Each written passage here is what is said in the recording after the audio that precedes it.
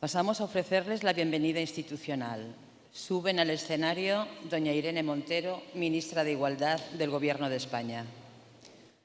Sube doña Helena Dalli, comisaria europea para la Igualdad. Sube don Martin Andersson, secretario de Estado del Ministerio de Igualdad de Género y Vida Laboral de Suecia.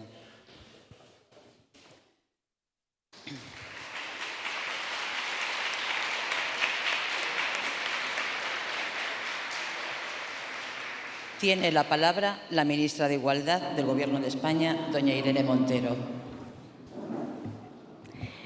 Good morning, buenos días, dear Commissioner Dalli, dear ministers and representatives of the European Union state members, queridos y querides colegas, amigos, amigas.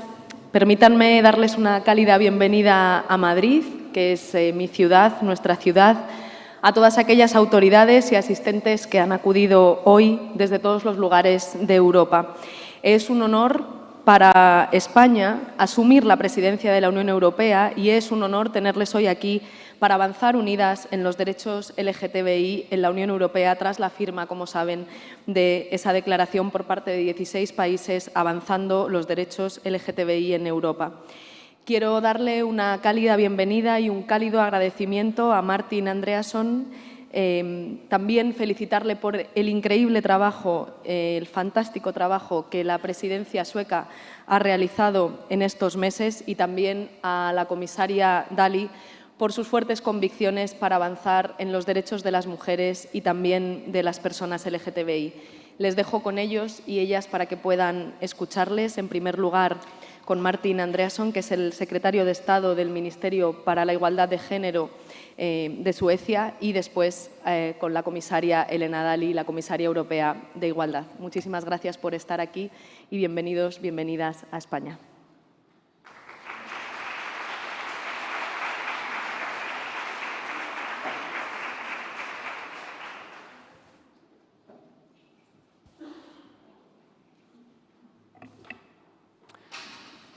Distinguished Commissioner, Ministers, State Secretaries, distinguished participants, I would like to direct my warmest thanks to Minister Montero and the Spanish Presidency for the very warm welcome to Madrid for this important conference. It is an honor for me to be here to represent the Swedish government just 5 days after we handed over the baton to our Spanish colleagues. It is very reassuring to see LGBTIQ rights in focus on the political agenda already during the first week of your presidency. LGBTIQ rights must remain a matter of priority. Equality and human rights are at the very core of our European project and a cornerstone of the foundation of our union. We must ensure the integrity of our common values. LGBTIQ persons' full and equal enjoyment of human rights has been a priority both for Sweden and Spain for a long time, and I trust it will continue to be so. Still, we have a long way to go in Europe and in the world to achieve full and real equality for LGBTIQ persons. The human rights of LGBTIQ persons continue to be neglected and violated at home, in the European Union, and globally. Crises such as the pandemic and the Russian war of aggression against Ukraine have also led to increased pressure on LGBTIQ persons in different ways. Throughout Europe, LGBTIQ persons are still being discriminated, harassed, assaulted, and abused simply for being LGBTIQ. In the face of these violations of human rights, silence can never be an option. There can be no room for any kind of persecution, discrimination, or other violation of human rights. Both at the European Union level and in member states, much remains to be done. The work on EU level to further advance LGBTIQ equality and to follow up on undertakings in the EU LGBTIQ strategy is clearly important. But the work by member states is also essential, especially in areas where the European Union is not competent to act. We have seen progress for LGBTIQ equality over the last decades in many countries across the EU. But in more recent years, there has also been a backlash and a rise in spread of malign disinformation and anti-LGBTIQ rhetoric. As these threats take new forms and show their consequences in new venues, our response to such hate speech and hate crime must also change with it. Despite all the challenges, I remain hopeful that we, governments, EU institutions, and civil society can continue to overcome obstacles and build a better union of equality. We have done it before, we can do it again. I am confident that this event and the continued work of the Spanish presidency during these 6 months will bring important contributions in moving towards a Europe that respects the human rights of everyone and where love and diversity is celebrated, taking Europe several steps forward.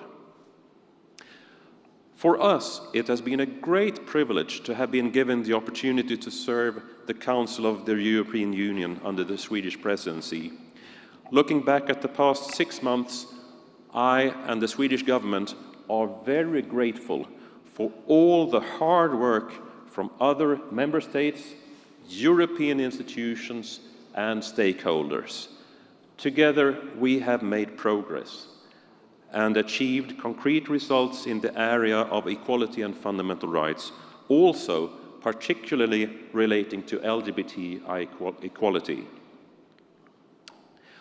Paulina Brandberg, the Swedish Minister for Gender Equality and Working Life, and I were concerned, moved, and inspired by all the fruitful discussions at the high-level conference on LGBTIQ equality held in April in Stockholm.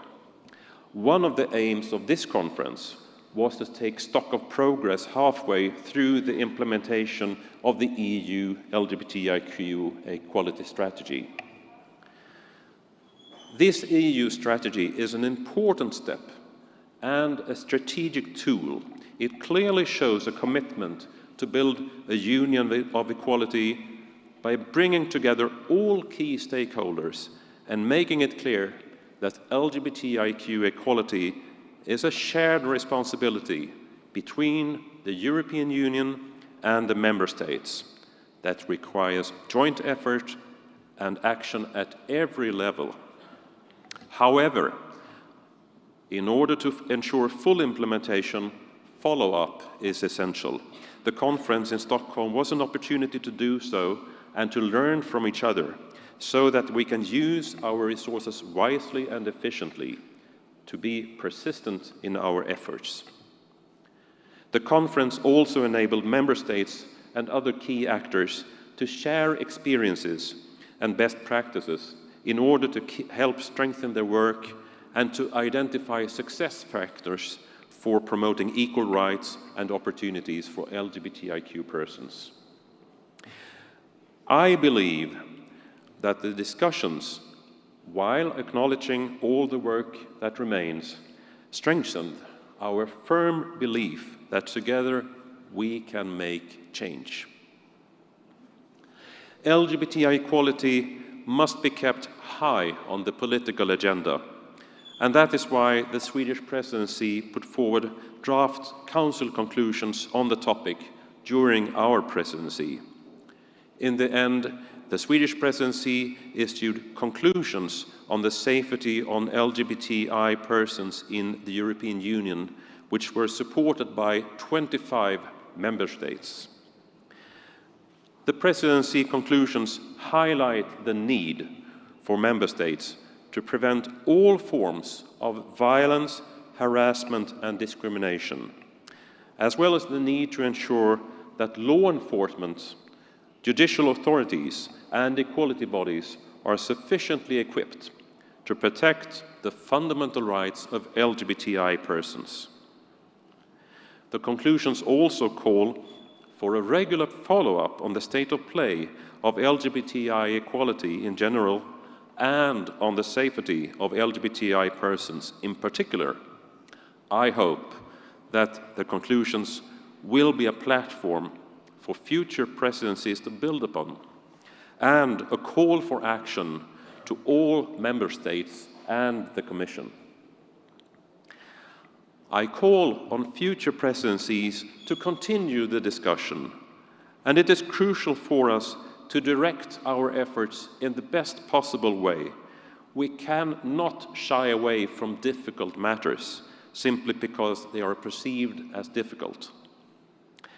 As a result, I am glad that we can continue the important discussion on safety this afternoon by addressing hate speech targeting LGBTIQ persons.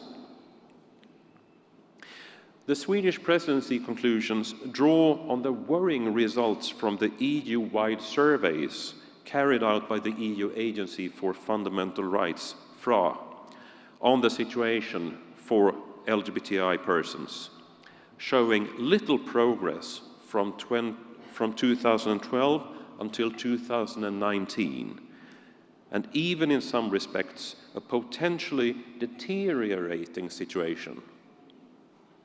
Therefore, the recent launch of FRA's new LGBTIQ survey that will assess progress from 2019 until 2023 is of great importance. The need for reliable information of the facts on the ground continues to be a crucial element in the work for LGBTIQ equality.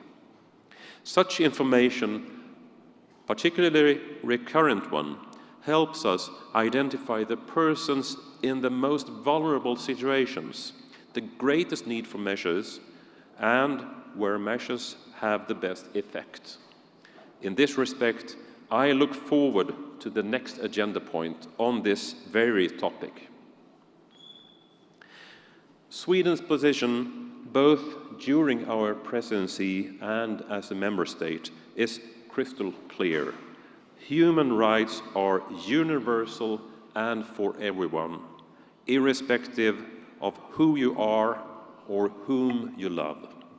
It is high time to be true to the values of our union and to do what we have set out to do. It is vital that both EU institutions and member states continue to stand up for equal treatment and the fundamental rights everywhere and at all times. This is the very core of our union. I am honored that Sweden handed over the presidency to Spain, a country well known for its commitment to LGBTIQ rights. I wish the Spanish presidency of the Council of the European Union every success, and I am sure that this conference will be one of many achievements. I am particularly glad that the Spanish presidency has used the momentum and so quickly delivered a very relevant declaration on advancing LGBTIQ rights in Europe, and Sweden is proud to support it. I'll now look forward to learning more during the rest of this important event. Muchas gracias. Thank you.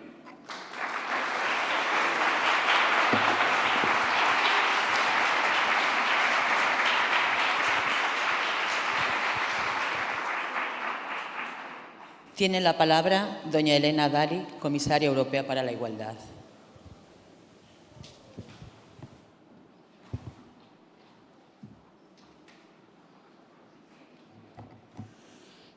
Good afternoon, or should I say hola.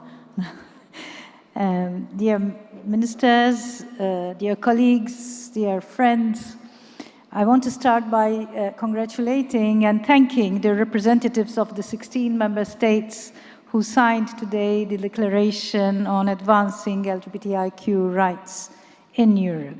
These member states acknowledge the work done by the Commission on advancing LGBTIQ rights and ask to continue and reinforce this work going forward. My work to build a union of equality is a partnership with member states. I am delighted that we can count on your continued support and commitment. I thank Minister Montero and State Secretary Andreasen and their teams for their work in facilitating the declaration and for hosting us. It is always a pleasure to be in Madrid, of course, particularly just after one of Europe's largest Pride events took place last week. As President von der Leyen said, being yourself is not your ideology, it's your identity, and no one can ever take that away from you. This idea has underpinned my work over the last 4 years to build a union of equality. A holistic approach is indispensable to achieve equality.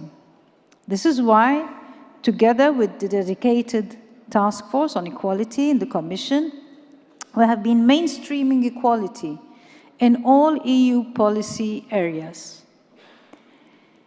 And in all our equality strategies, intersectionality is a cross-cutting principle on gender equality, anti-racism, Roma equality and inclusion, LGBTIQ equality, the rights of persons with disabilities, and in combating anti-Semitism. This is combined with targeted measures to tackle the specific challenges each of these communities face. Our LGBTIQ equality strategy is concrete on how we will achieve this by strengthening legal protection and the enforcement of EU rules against discrimination, by ensuring LGBTIQ citizens are as protected from hate speech and violence online as they are offline, and by empowering civil society to lead the change we want to see from the ground up.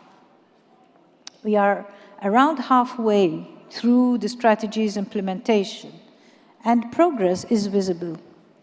In April, I presented a progress report which found that the majority of the measures contained in the strategy have either been delivered or are being implemented right now.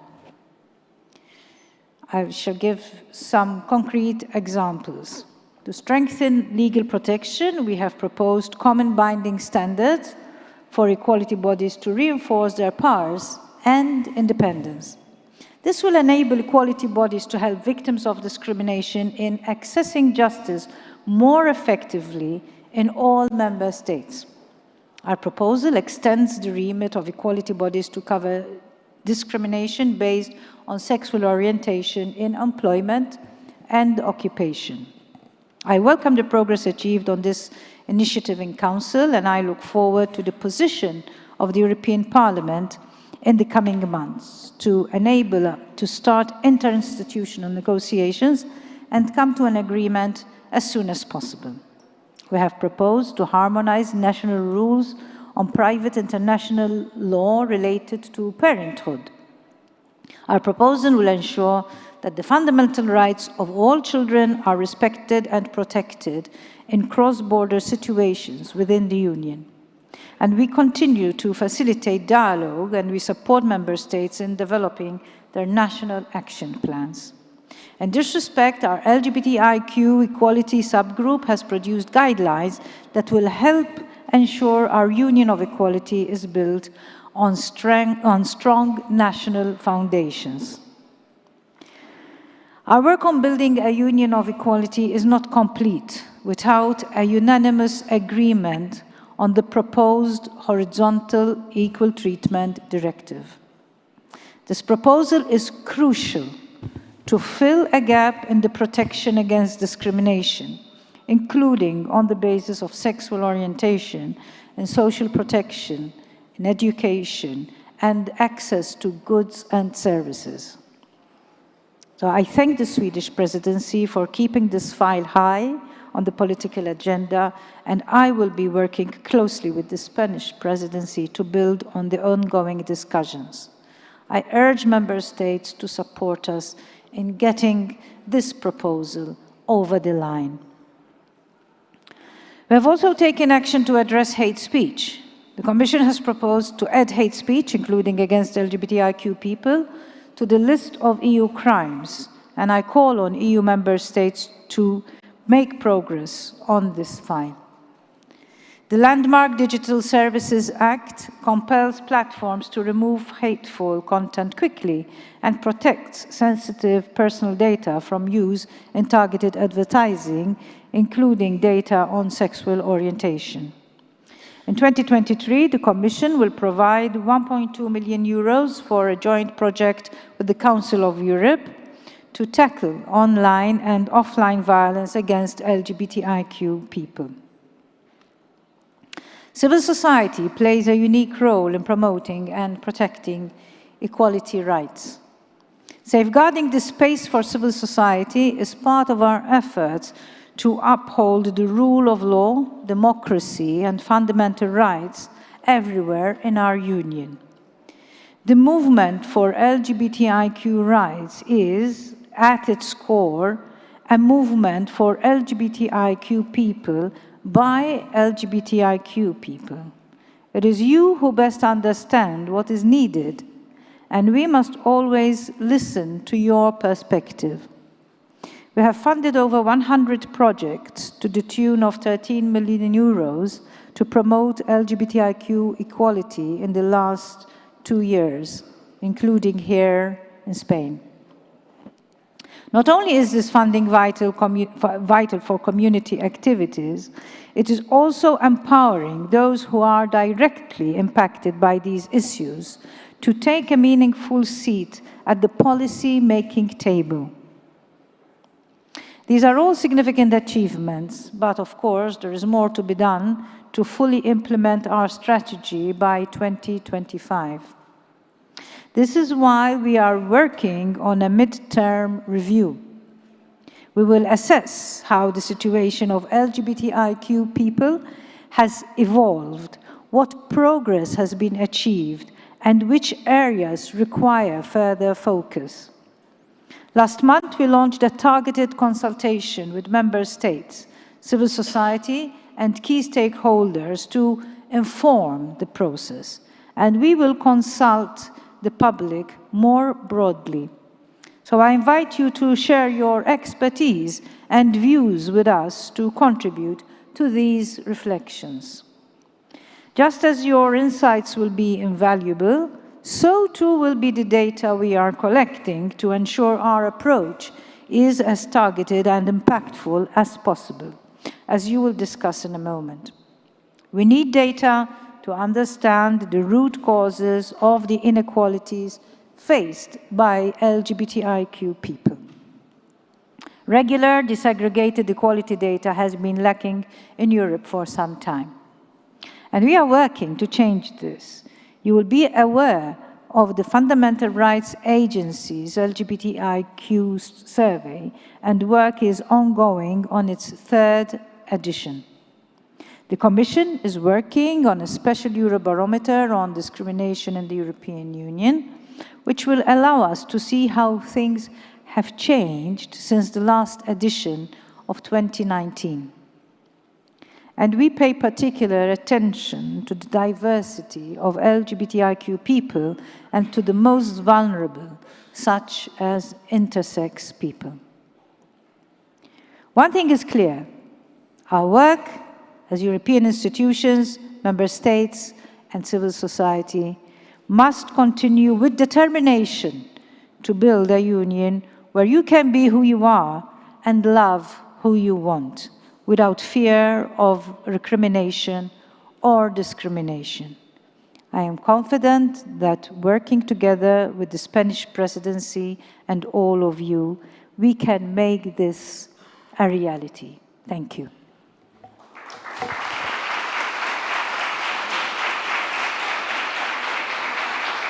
Tiene la palabra doña Irene Montero, ministra de Igualdad del Gobierno de España.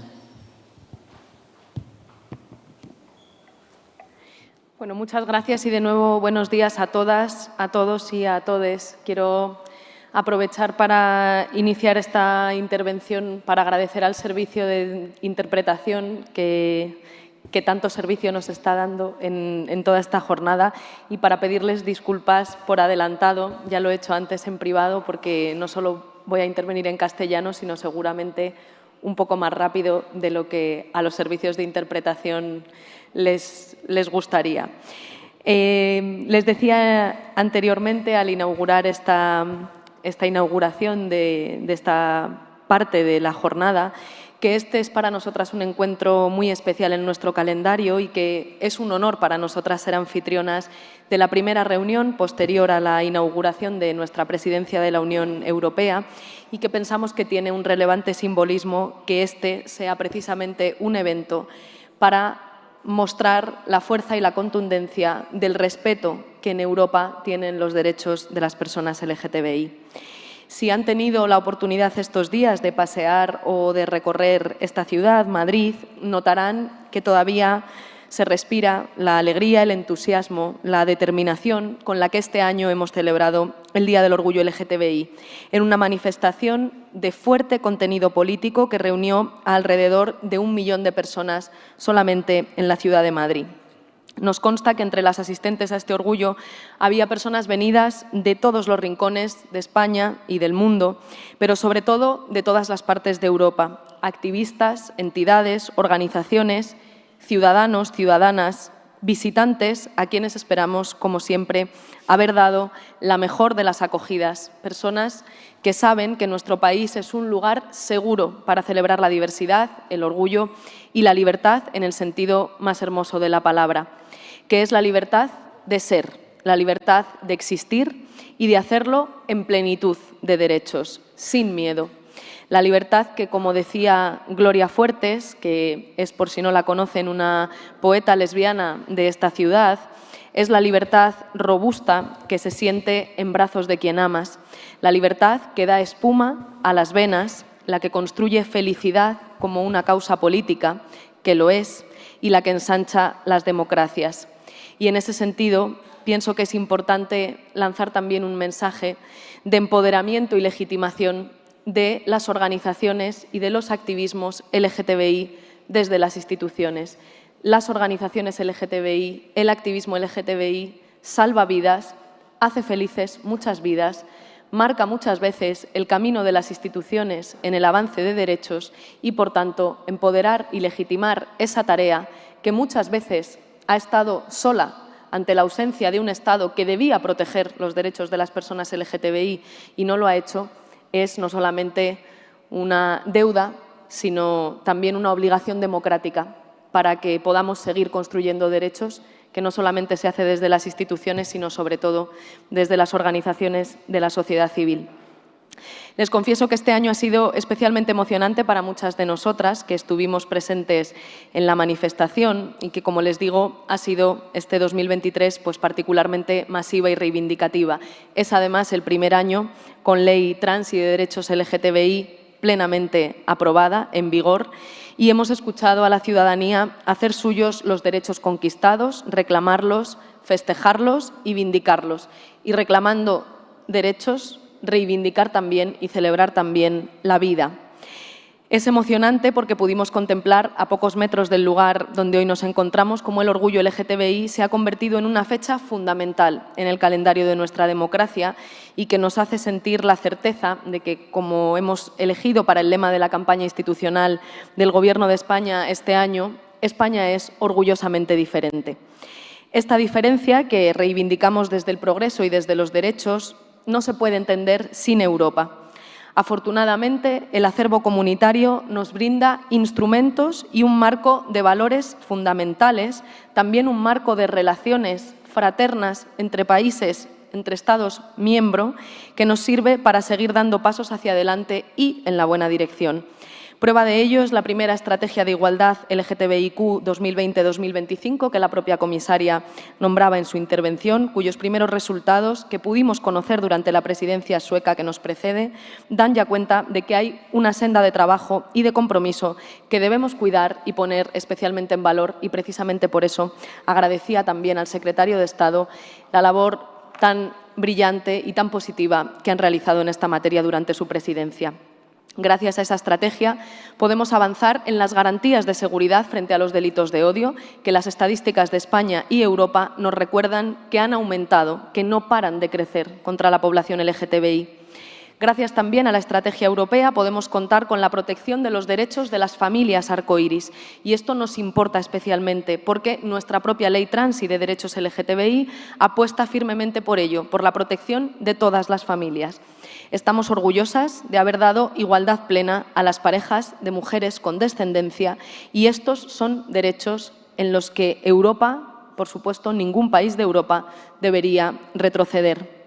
También, gracias a esta estrategia, e insisto de nuevo en subrayar los esfuerzos de la Comisión y agradecer personalmente a la comisaria Dalli por su empeño y su dedicación, ya antes de ser comisaria, pero desde luego que ha trasladado ese impulso también a su labor como comisaria europea de Igualdad.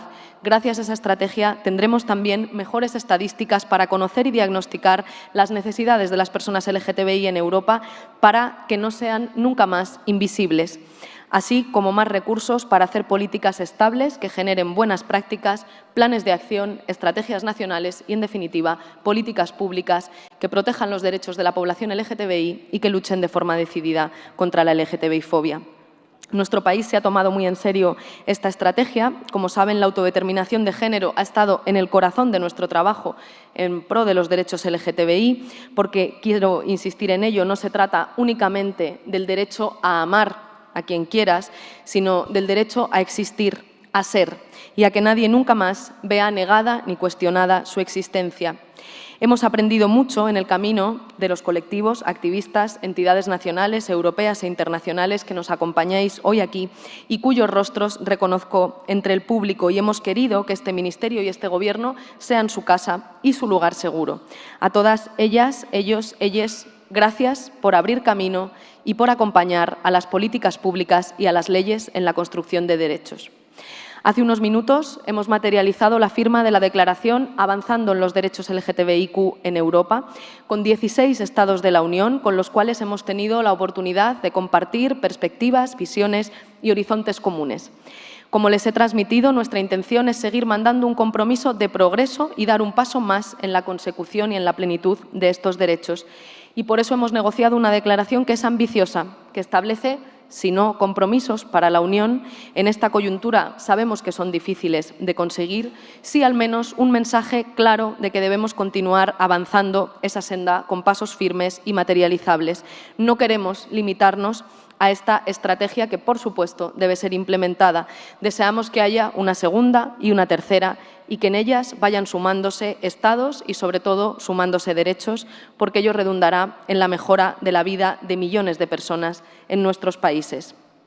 Creo que todos y todas compartimos la voluntad de que Europa sea un lugar seguro, entendiendo que los derechos LGTBI son derechos humanos, y hemos compartido también la preocupación por los discursos de odio, entendiendo que la LGTBI-fobia es un problema para Europa y debe tener una solución en Europa, una respuesta, una solución basada en la educación, en la protección de las personas LGTBI y también en el combate de los bulos y la desinformación.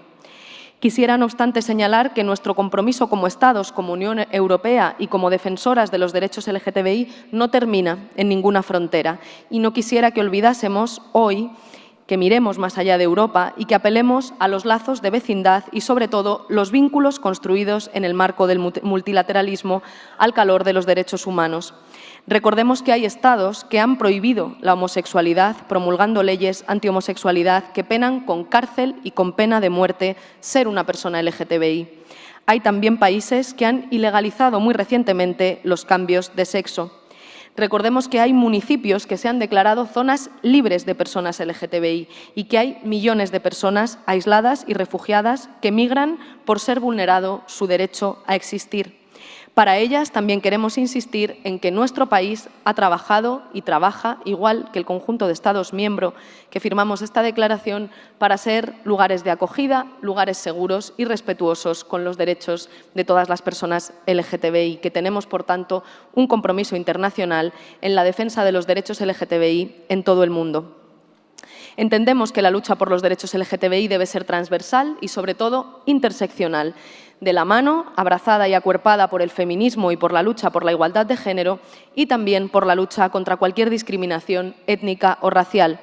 Considero subrayar esto de especial importancia en estos momentos porque reconocer los derechos de un colectivo es la puerta a reconocer los de otros muchos y negarlos también significa cerrar la puerta a otros.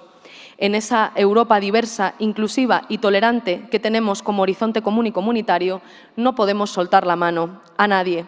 El orgullo, precisamente por eso, es la derrota del odio y garantizar los derechos LGTBI es proteger el corazón de nuestras democracias. Saben que en España los delitos de odio contra la población LGTBI, especialmente contra las personas trans, siguen creciendo. Y precisamente ante el crecimiento de estos delitos, que significan un retroceso de las democracias, ante cada bandera arcoíris que no puede ondearse o mostrarse, ante cada legislación que flaquea o cada política que se quiebra, las y los demócratas europeos tenemos la obligación, desde los múltiples espacios que nos brinda la participación política, de situarnos al frente y no dar un paso atrás. Para combatir estos discursos de odio, me alegra también contarles que desde las 9 de la mañana España dispone ya de un servicio de atención e información sobre derechos LGTBI, la línea 028 Arcoíris.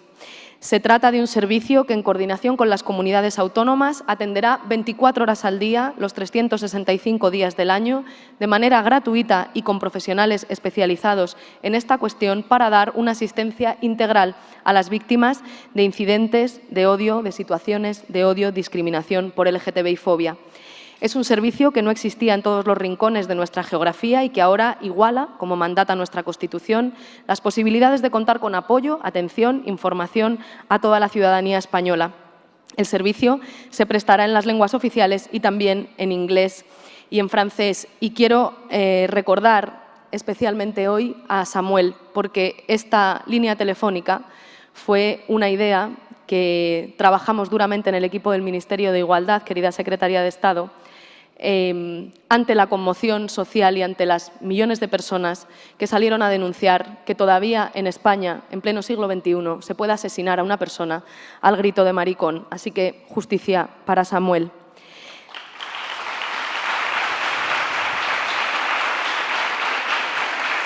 Se trata, como les decía, de una herramienta que está alineada con la Estrategia de Igualdad LGTBIQ 2020-2025 de la Comisión, muy eficaz para combatir el incremento de delitos de odio por LGTBI-fobia, como les decía, la causa que más aumenta en nuestro país, y que no solo está pensada para aquellas personas que han sufrido agresiones o discriminación, sino también como forma de difundir los derechos que asisten a las personas LGTBI y la forma de ejercerlos. Para lograr que esta igualdad legal de la que disfrutamos en España se convierta en una igualdad real y efectiva en el día a día de toda la ciudadanía. Y ante todo, lo que ya he expuesto, quisiera terminar mis palabras dando de nuevo a todos, a todas y a todes una calurosa bienvenida a este evento, a esta presidencia, agradeciendo y celebrando de nuevo tener lo mejor de Europa representado en esta sala, sus instituciones, su fortaleza en derechos, su sociedad civil comprometida, sus entidades y organizaciones sólidas y vigilantes, su ciudadanía solidaria y comprometida. Somos y sois la mejor garantía de que los derechos LGTBI tendrán siempre un lugar desde el que reivindicarse, defenderse y, sobre todo, disfrutarse en libertad. Y, de nuevo, insisto, la libertad como valor europeo y como principio político, que, como dijo Lorca, a quienes muchos conocerán aquí, en la bandera de la libertad bordé el amor más grande de mi vida. Sigamos bordando amor y dignidad, y también, por supuesto, derechos, juntos, juntas y juntes. Muchísimas gracias.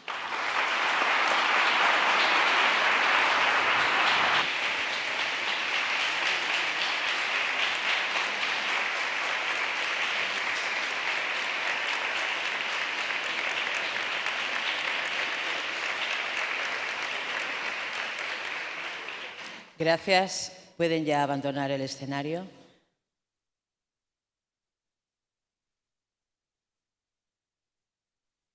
A continuación, va a tener lugar el coloquio sobre la realidad cotidiana de las personas LGTBIQ a la luz de los datos más recientes sobre discriminación y violencia.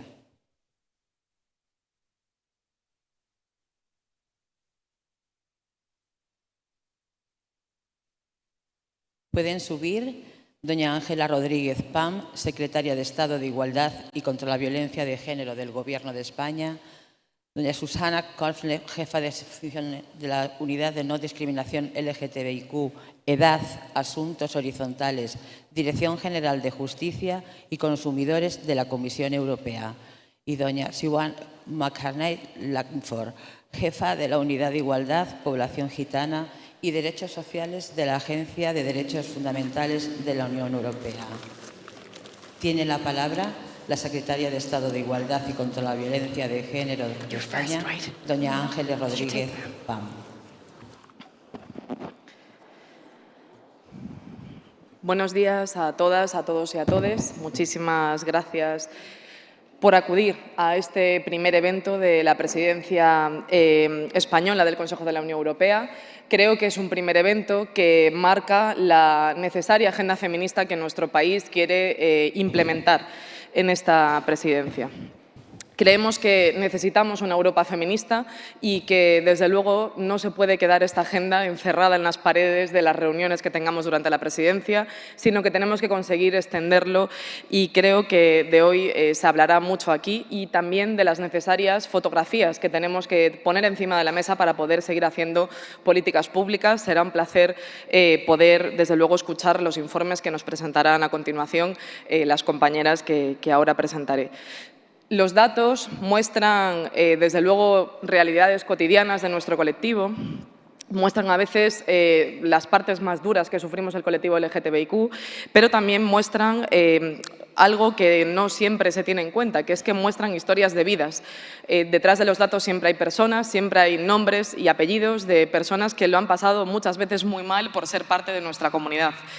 Queremos reivindicar esto hoy en esa semana que, como bien señalaba la ministra, es una semana en la que desde Madrid hemos gritado que queremos libertad, que queremos más democracia, y por ello es tan importante recordar que el colectivo LGTBIQ no somos ni un desfile, ni una pulsera, ni siquiera una cifra sobre la violencia.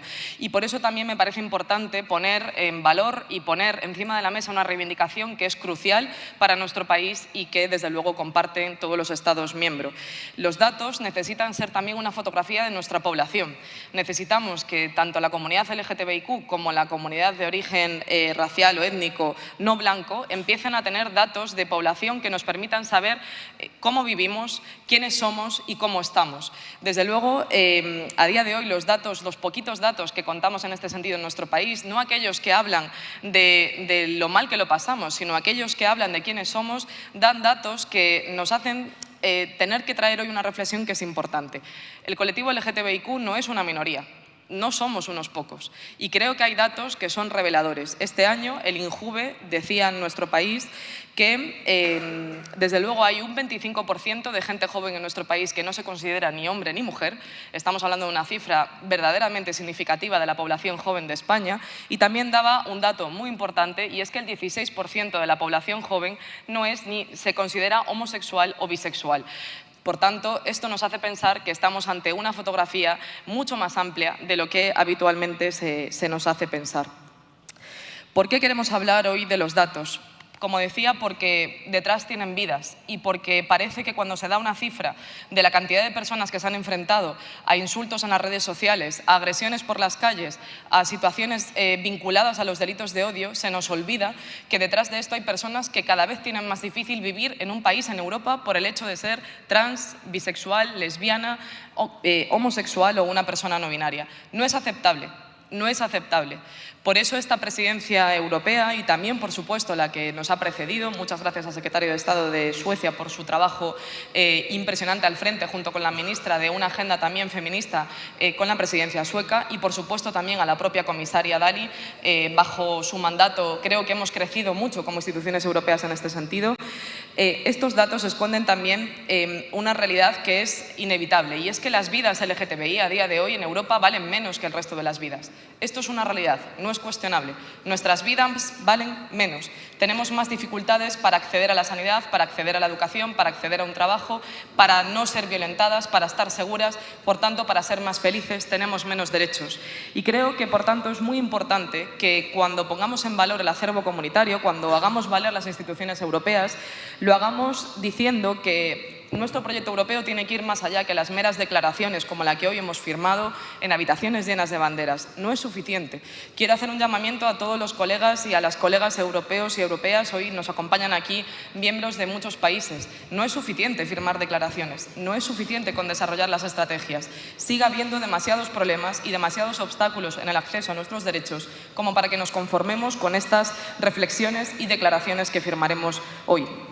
Hacer valer nuestro acervo comunitario tiene que ver con lo que establece todos nuestros tratados de funcionamiento: la igualdad, la tolerancia, la justicia, la libertad, el respetar la dignidad del otro. No puede ser un elemento que tratemos de manera ajena para el colectivo LGTBI. No basta con que haya personas heterosexuales o cis que cuando hay eventos del orgullo en las instituciones europeas digan tenemos que tolerar a las personas LGTBI, tenemos que respetar su justicia, tenemos que respetar su libertad. En primer lugar, las personas del colectivo tenemos que formar parte también de las instituciones europeas, parte de los gobiernos, parte de los parlamentos. También tenemos que acceder al poder, y esto también lo tienen que reflejar los datos. Y es importante recordar esto porque estamos en un momento complicado, en un momento en el que mucha gente tiene dudas sobre que esto tenga que formar parte del acervo comunitario, sobre que la defensa de la democracia y la defensa de los derechos para la población LGTBIQ tenga que formar parte de nuestro acervo comunitario. No siempre han existido estas dudas. Esto es una novedad. Hoy decía Maruja Torres en la radio, también una conocida y respetada escritora de nuestro país, recordaba a George Orwell, que tanto ha escrito contra los totalitarismos, algo que me parece muy revelador. No se trata tanto del disco que suena, sino en el lugar que resuena y cómo no para de resonar. Hace mucho tiempo que resuena el disco del odio, tanto que lo hemos normalizado. Suena hace tanto tiempo que no le llamamos ruido, suena hace tanto tiempo que si alguien quiere señalar que está sonando ese disco, se le señala por señalarlo, y esto es verdaderamente problemático.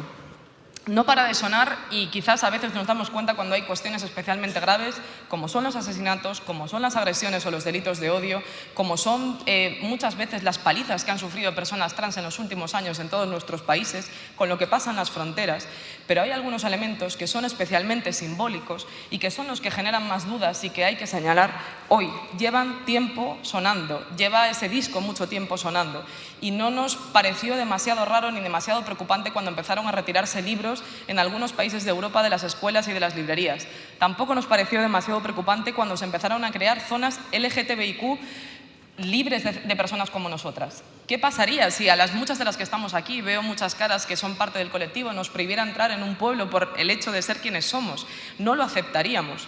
Y tampoco nos parecía demasiado preocupante que empezasen a entrar la extrema derecha en todos los gobiernos, en muchos de los gobiernos europeos, y ahora estamos empezando a ver tan cerca como incluso muchas madres lesbianas o bisexuales ya no pueden filiar a sus hijos. Este disco no ha parado de sonar y también suena en nuestro país, y creo que es importante señalar cómo al mismo tiempo que hemos aprobado una ley trans que es vanguardista, extraordinaria y que avanza una cantidad de derechos que no podemos contemplar en otros muchos países de Europa. De hecho, España es ahora mismo el cuarto país de Europa en materia de derechos LGTBIQ, al mismo tiempo que hoy estamos aprobando un teléfono que desde luego es necesario y fundamental para ayudar a todas esas personas del colectivo que se han encontrado tantas veces solas ante tantas agresiones. Al mismo tiempo estamos viendo una oleada de cancelaciones de distintos productos culturales que tienen que ver con nuestro colectivo. Mirad, es importante que reflexionemos sobre esto por una cuestión que es fundamental. Cuando se cancela la emisión de una serie de una película como la de Lightyear, en la que dos mujeres se besan, una película de Disney, en realidad no solamente estamos hablando de que se retire un producto de un evento cultural, es mucho más profundo que eso.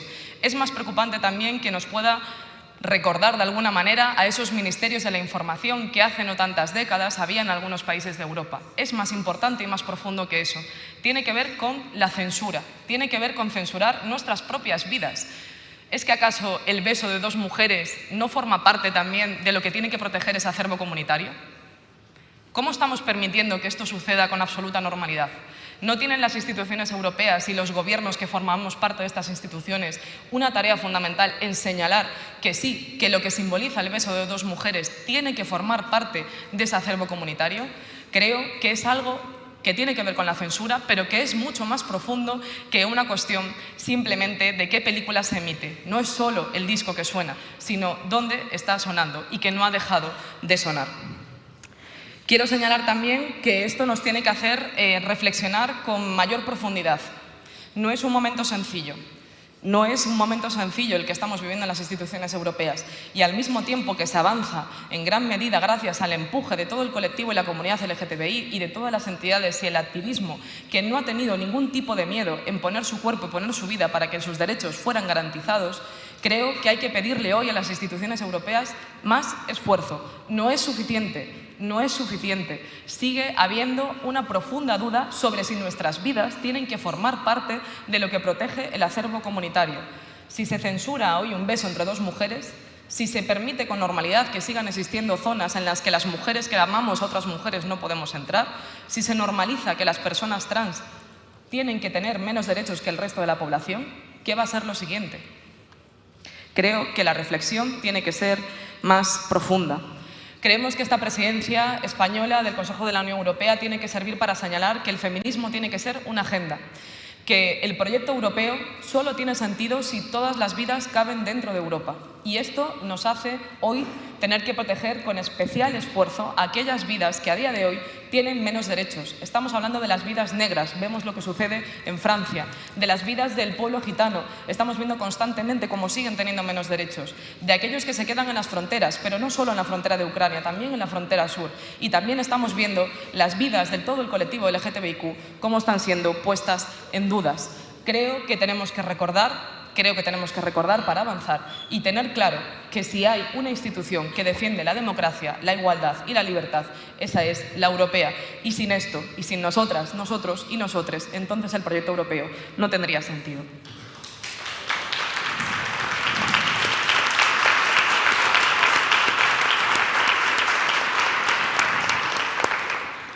Quiero, para terminar, leer una cuestión que, aunque es antigua ya, suena mucho a día de hoy y que ha sido censurada en nuestro país. En nuestro país se iba a hacer una representación de El Orlando de Virginia Woolf, que probablemente conoceréis. Creo que esta escritora, esta feminista, que a tantas y a tantos de los que estamos aquí hoy nos ha guiado, forma parte también de lo que es el acervo comunitario y de lo que es esa memoria democrática que nos ha traído aquí, y que desde luego a día de hoy se pueda permitir que se prohíba la reproducción de Orlando en el año 2023 en una democracia como la nuestra, es francamente preocupante. Decía Virginia: Orlando se había transformado en una mujer, imposible negarlo, pero en todo lo demás, Orlando seguía exactamente quien había sido. El cambio de sexo modificaba su porvenir, pero en absoluto su identidad. Su cara, como lo pueden demostrar sus retratos, era casi la misma. Su memoria, de ahora en adelante, por cierto, los convencionalismos nos indicaban que deberíamos de referirnos a ella en lugar de a él, podía remontar sin duda los obstáculos del curso de su vida pasada. Muchas personas, en vista de lo anterior, y alegando que tales cambios de sexo no se dan en la naturaleza, se han esforzado en demostrar a. que Orlando había sido siempre una mujer, b. que Orlando es ahora un hombre. Biólogos y psicólogos resolverán. Bástenos formular el hecho directo. Orlando fue varón hasta los 30 años, pero luego se volvió en mujer. Y lo ha sido desde entonces. Virginia Woolf, 1928.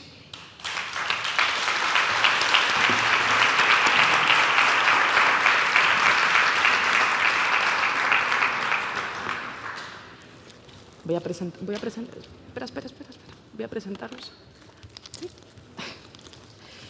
Tiene la palabra ahora para contarnos la actualidad de los datos en Europa en materia de derechos LGTBIQ. En primer lugar, Susan Neufeld, que es la jefa de la Unidad de No Discriminación LGTBIQ, Edad y Asuntos Horizontales de la Comisión Europea. Y además forma parte de la Dirección General de Justicia y Consumidores de la Comisión Europea y anteriormente ha ejercido otras muchas funciones en la Comisión, el Parlamento, el Ministerio de Justicia de Alemania. Es posgraduada en Derecho por la Universidad de Hamburgo y en la Escuela Económica de Londres.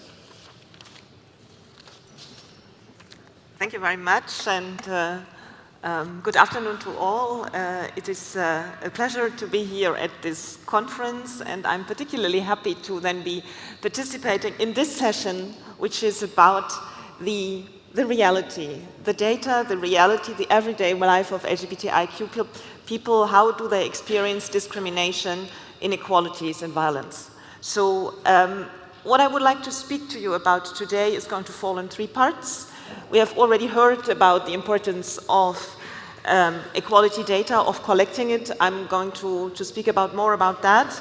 Then I will go into recent data collection work that's ongoing. It has been mentioned already, also the special Eurobarometer on discrimination in the EU, which is upcoming, and then also other data collection work. And then I would like to come to a data collection tool, which is a guidance note for the collection and use of data for LGBTIQ equality, which then Siobhan, my co-speaker, will come to in more detail. So why do we need equality data? Much has already been said about it today, but let me just summarize. Accurate and comparable data is essential in enabling policymakers and the public to assess the scale and nature of discrimination suffered by vulnerable and marginalized groups. This is about then allowing policymakers to better design, adapt, monitor, and evaluate policies. Without equality statistics, we cannot track then progress towards targets. For instance, if we look at the 2030 Agenda for Sustainable Development and the equality targets there. Equality data are therefore a powerful tool in our work towards building equality. And this is also why the Commission, for whom, and you've heard Commissioner Dalli a moment ago, so building a union of equality is one of our priorities of this Commission, and in all the strategies under the Union of Equality, data collection has been mentioned as an important tool and an important element of our work in the equality area. Still, there is a lack of consistent data collection on equality and non-discrimination, which then limit what can be done in terms of policy, in terms of monitoring of the application of the policy and legal instruments. We have, since 2015, a high-level group on non-discrimination, equality, and diversity, which is composed of representatives of EU countries, and then the idea is really to ensure cooperation and coordination there, and then also to exchange best practices and sharing experience on non-discrimination and diversity. And this high-level group, and this is why I'm mentioning it now, has established in 2018 a subgroup on equality data to help member states improve the collection of equality data. And the Fundamental Rights Agencies has kindly agreed to facilitate the work of this subgroup, and I'm sure Siobhan would then also be able to give more information on this if needed. So let me now come to some ongoing data collection and exercises, as I mentioned. So first of all, I would like to speak of the upcoming Eurobarometer on the special Eurobarometer on discrimination in the EU. Actually, this Eurobarometer is a key survey, not only for us, the European Commission, but also for other policymakers, researchers, and civil society. And we have actually, several handbooks. There's a 2016 handbook on equality data. There are also 2018 guidelines on this data collection, which have then really mentioned, and also some of the strategies under the Union of Equality have mentioned the importance of this tool, and we are actually currently working on the 5th wave of the Eurobarometer on discrimination in the European Union. We started gathering these data in the early 2000s and then have published them every 3-4 years since 2008 in 2012, 2015, and 2019. And this regularity is, of course, important in determining trends, in then looking at the evolution of Europeans' perceptions, attitudes, and opinions regarding discrimination. Now, before I can give you here in this conference, and I'm pleased to be able to do that, a sort of preliminary, exclusive preview of some of the data that are already there. The work is still ongoing. Let me first say the methodology. How are these data collected? So the Eurobarometer is an opinion survey covering all 27 EU member states. It is carried out through face-to-face interviews, and respondents are selected randomly, so then to be representative of the overall country population. And then country results are being weighed with respect to the share of the EU population to compute the EU level results. Let me share now with you, and this is the exclusive preview I had mentioned, some really preliminary data. This will be on EU level data and some trends as compared to 2019. So, looking at the perception of discrimination, around half of Europeans say that discrimination is widespread regarding sexual orientation, gender identity, and sex characteristics. If I go to more detail, 57% of EU citizens think that discrimination on the basis of being transgender is widespread, and that's a 9% increase since 2019. Then we have 54% who think that discrimination is widespread on the basis of sexual orientation. That's a 1% increase as compared to 2019, and 47% who think that discrimination is widespread on the basis of being intersex. That's an 8% increase since 2019. Now looking at some more data. The majority of EU citizens would be comfortable with a lesbian, gay, bisexual, transgender, or intersex person in their country's highest elected political position. So there I can say this is the case for almost 7 in 10 EU citizens regarding a lesbian, gay, or bisexual person. That's a 4% increase since 2019, and we have almost 6 in 10 who gave that response regarding a transgender or an intersex person. The majority of EU citizens would also be comfortable in daily contact with a lesbian, gay, bisexual, transgender, or intersex colleague at work. This is the case for 3/4 of EU citizens regarding a lesbian, gay, or bisexual person, following a 3% increase since 2019, and almost 7 in 10 confirmed this regarding a transgender or intersex person. More than half of EU citizens would be comfortable with their child being in love with a person of the same sex, close to half with a transgender or an intersex person. And this is the case for almost 6 in 10 EU citizens regarding a person of the same sex. That's a 4% increase since 2019, and almost 5 in 10 EU citizens regarding a transgender or intersex person. Close to 3/4 of EU citizens agree there is nothing wrong in a sexual relationship between 2 persons of the same sex, and that same-sex marriages should be allowed throughout Europe. This follows an increase compared to 2019 of 2% as regards agreeing to the statement concerning sexual relationships, and an increase of 3% agreeing to the statement concerning marriages. And in addition, more than 6 in 10 agree that lesbian, gay, bisexual, and transgender people should have the same rights as everyone else, including adoption and parental rights. So much really for the preliminary preview as regards the Eurobarometer figures. Just to clarify, this is a Eurobarometer on non-discrimination across all discrimination grounds, and the work will be ongoing, and then of course, as in the other ways, the figures will be published. In the area of ongoing data collection exercises, I could also mention another work stream, which is then relating to data collection on intersex people. And we have already heard of the first ever LGBTIQ equality strategy today. And one focus there is certainly to the diversity of LGBTIQ people's needs, and then the most vulnerable in that context as well.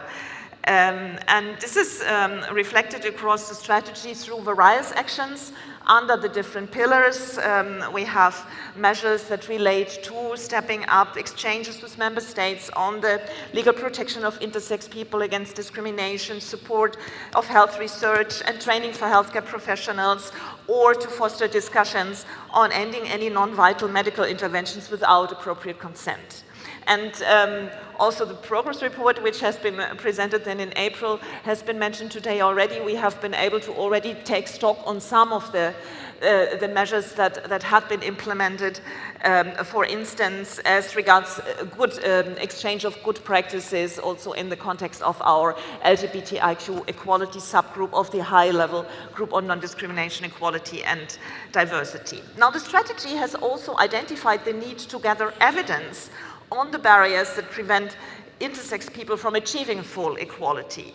There is limited amount of data available on this for the time being, and our aim is, and this is ongoing work, to really get as complete as possible an overview of the types of discrimination intersex people face and about their socio-economic situation.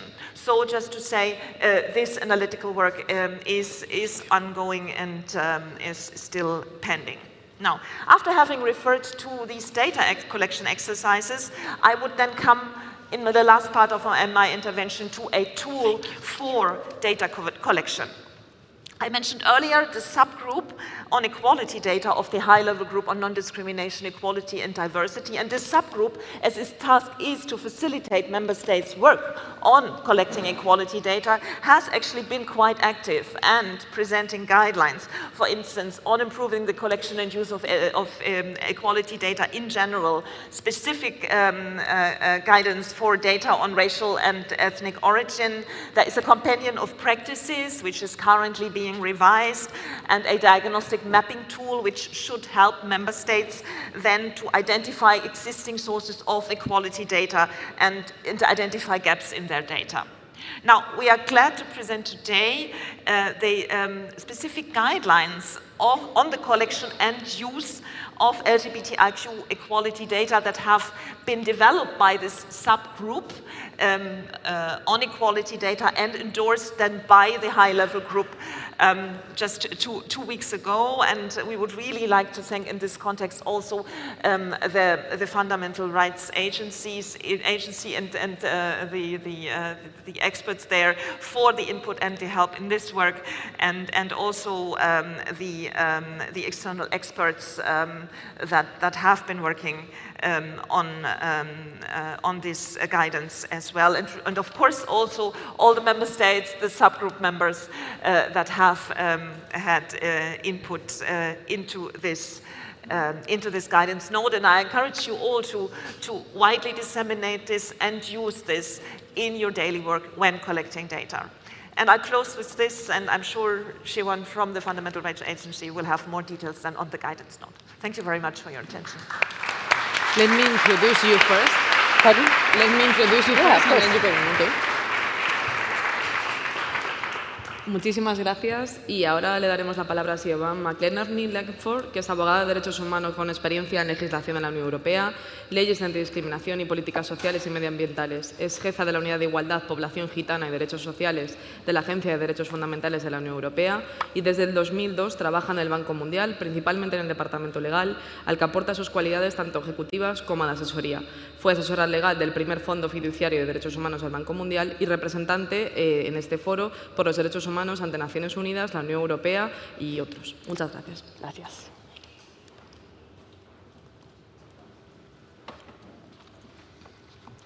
Thank you very much. Are my slides up? Not yet. Do I have to do something? Here we go. Oh, yes, here we go. So thank you for that warm introduction. I'm really pleased to be here on behalf of the Fundamental Rights Agency. As noted, the core of my presentation today is to outline the content of the new guidance note, which Suzanne had mentioned. And maybe I'll start by just explaining a little bit the work of the Fundamental Rights Agency, not in general, but with respect to LGBTIQ. As you know, we are famous for large surveys, and as was mentioned, we've had 3.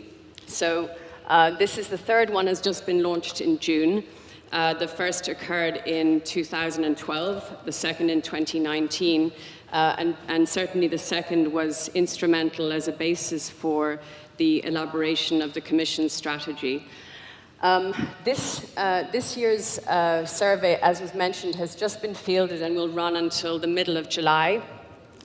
It surveys the experiences of LGBTIQ persons along a range of vectors, so discrimination, violence and harassment, victim support reporting, safety and societal participation, healthcare, including mental health and well-being, workplace and education experiences, government responses to intolerance and violence, and this time contains specific questions for trans and intersex respondents. So a little bit now on the guidance note that Suzanne had mentioned. Maybe one of the ways to put it in context and to present it is that as part of what FRA contributes to this debate and to this space is tools and guidance that connect the human rights norms with the data that's collected. So it's great to have the laws on the books, as we've heard today. It's another matter to see those enforced and fully implemented. But also, the data gathering that we do helps not only inform that enforcement and the effectiveness and impact, but where there are gaps, where more needs to be done. Okay, a little bit on the context and purpose. I'm a lawyer, so forgive me, I don't do anything without starting with the legal basis. Here, obviously, as all of you will know in this room, EU equality law protects equality and non-discrimination. We have the legal basis for directives in the TFEU, Article 19, but also a number of provisions in the Charter. I only mention one here, the core one on non-discrimination, but also in what's probably better characterized as soft law in the European Pillar of Social Rights, an emphasis on equality of opportunities in Principle 3. And then still further down in terms of policy, the strategy that was mentioned in 2020, the Commission adopted its first LGBTIQ equality strategy, of which we're about halfway through.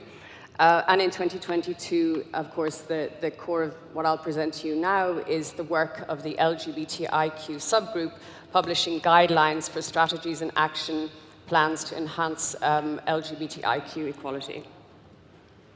And a quote here from the strategy noting the importance of reliable data. Okay, so in terms of process, those of you who are involved in this will bear with me. It's not, the guidance note doesn't come out of a vacuum. It's the product of a process ongoing for a number of years. It builds on a number of building blocks, which Suzanne had mentioned, non-binding guidelines, a guidance note on the use of equality based on racial and ethnic origin, a compendium of promising practices for equality data collection, and a diagnostic mapping tool for member states. So it was first developed by 2 experts with input from experts in my team from the FRA, then further developed in the context of the Equality Data Subgroup, which met in Ireland in October of last year. And the guidance, and this is crucial, and I'll come back to it again, was also the subject of presentations to the subgroup on LGBTIQ equality, but also to CSOs working with or representing LGBTI communities. As Suzanne mentioned, the guidance note was endorsed by the high-level group on non-discrimination, equality and diversity just last month, and I believe was posted on the Commission website today. So congratulations for that. The purpose of the guidance note, I've highlighted 4, there are probably others, but these would be the core purposes. Again, to provide member states with the technical assistance and methodological support for the design and implementation of data collection for LGBTIQ people. And that would be, again, specific guidance for this specific constituency of communities. Second, to increase the quality and scope of SOGIESC equality data collected by member states. to harmonize data collection by member states to facilitate coordination across the Union, and then to target those public and private entities who are involved in the collection and use of equality data for LGBTIQ people. Here again, I'll come back to the point that I made at the beginning, but it bears reinforcing that quality data is necessary for evidence-based policymaking in support of the rights of LGBTIQ persons and upholding their rights, the rights they have under EU and national law. Some general challenges and legal protection points that I'll make before getting into the structure and content of the guidance note. In this specific space, we've confronted, and Fra's experience with the surveys has spoken to the reality of particular challenges that attend the gathering of SOGS data. Limited reliable information on LGBTIQ persons exists in general. There's a need for valid and reliable measures which reflect the present-day terminology. As we know, this is a space in legal and policy and rights discourse terms that's evolving very rapidly, so to be aware of that. The small sample sizes has limited the statistical power of our work, and there's been insufficient participation and consultation of LGBTIQ people. So that speaks also to a need to build trust and to reach underrepresented and hard to reach communities within the LGBTIQ family. And a need, in particular, we noted the need to improve outreach to LGBTIQ women and the need for specific inclusion of trans and intersex people.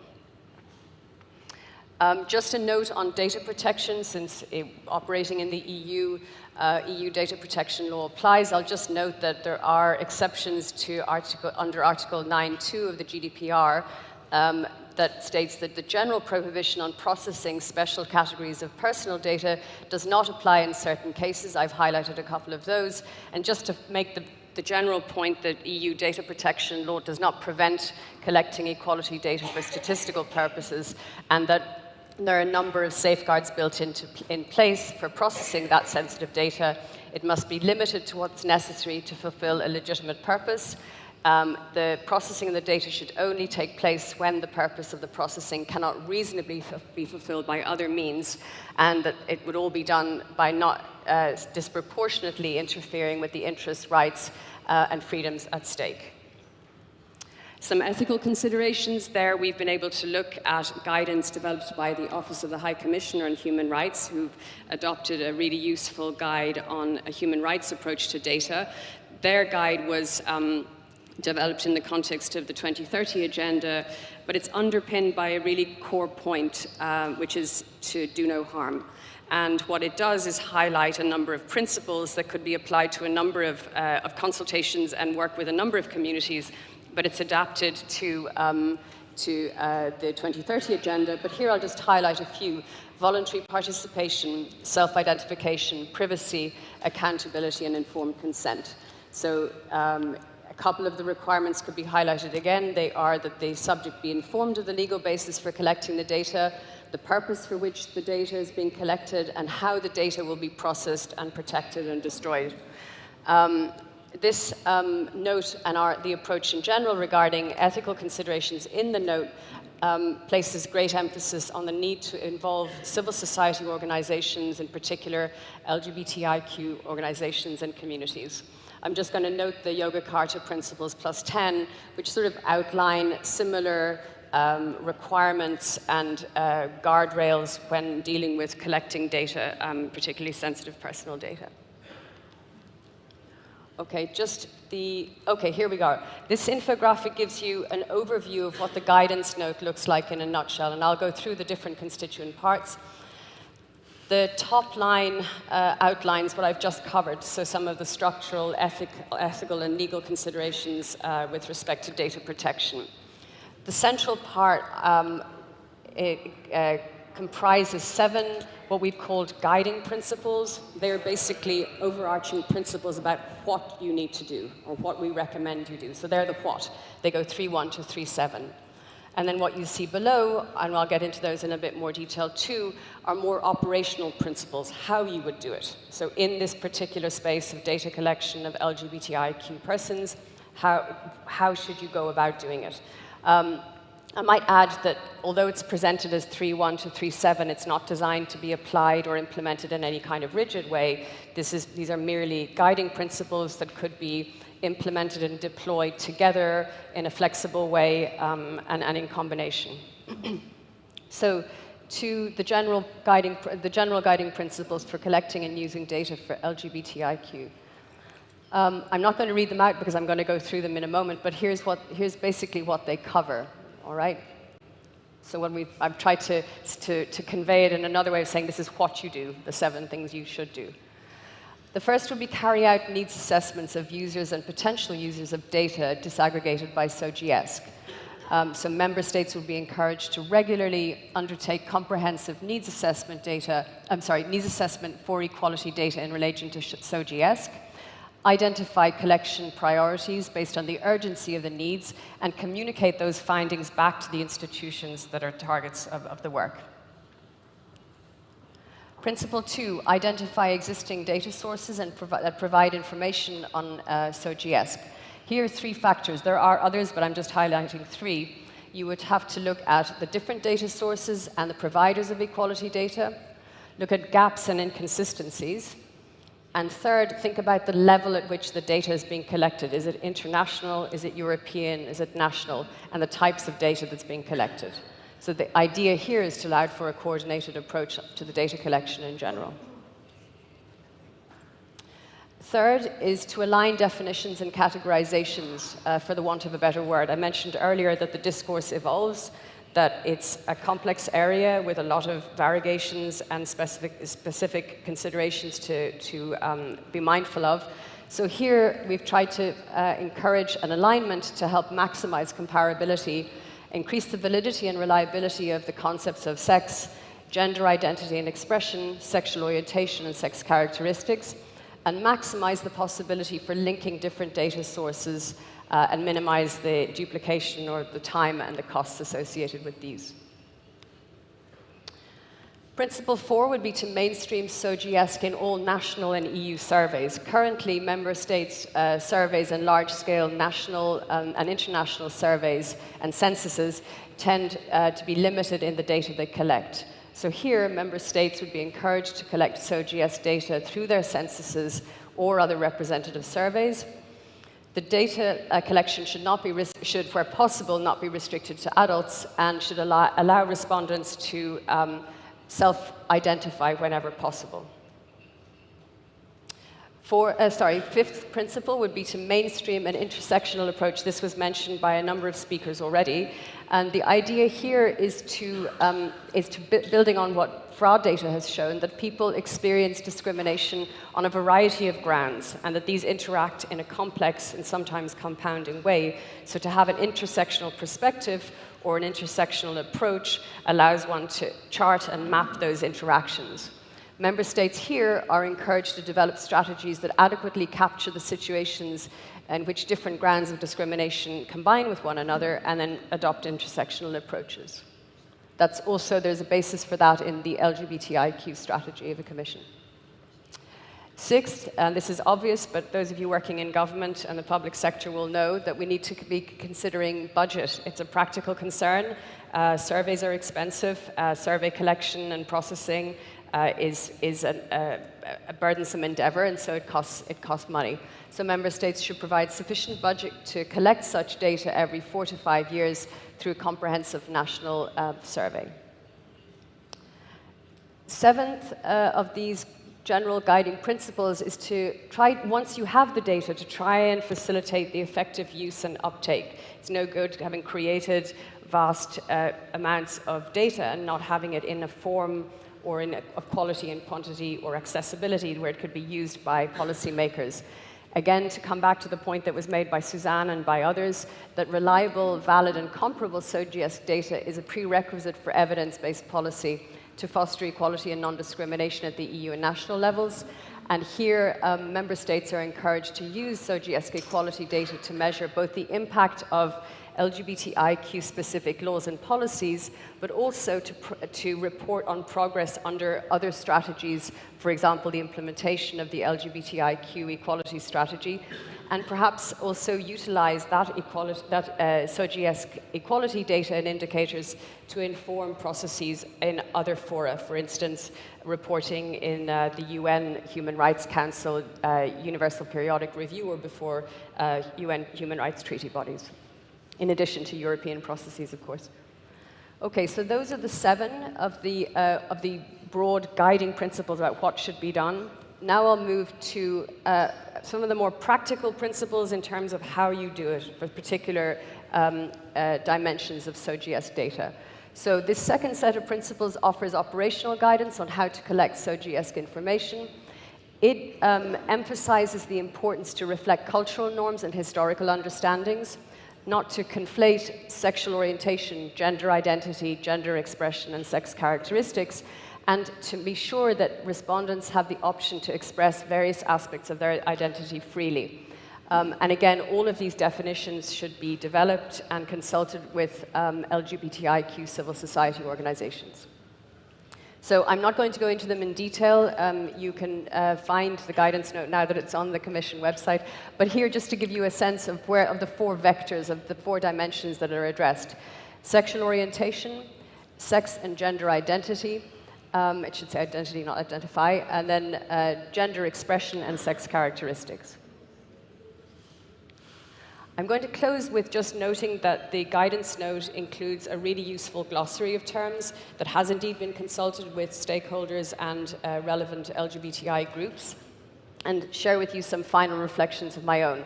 So the operational definitions and terms must be consulted with stakeholders. These have been. There has to be an attention to cultural sensitivities, and then this is a mundane point, but language is not obvious, particularly across the 27.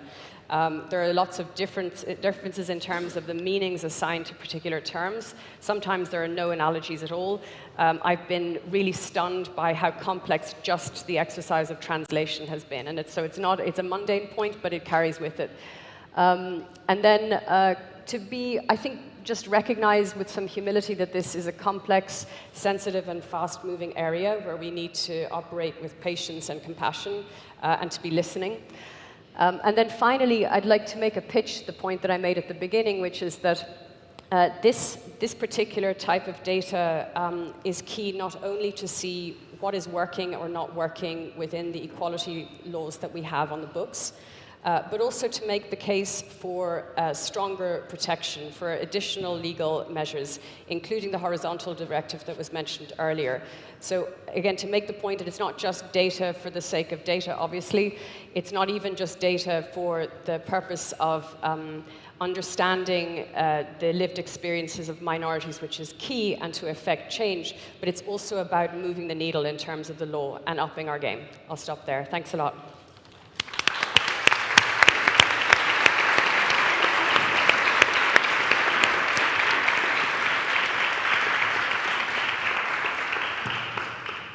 Desgraciadamente nos hemos ido mucho de los tiempos y por tanto no va a haber tiempo para tener ahora un pequeño conversatorio con preguntas como estaba previsto. Lo lamentamos mucho, pero hay que continuar con la agenda para poder tomar los eventos de por la tarde en hora. Así que muchísimas gracias a las dos por toda la información que nos habéis reportado. Ha sido verdaderamente interesante. Gracias. Gracias. Thank you.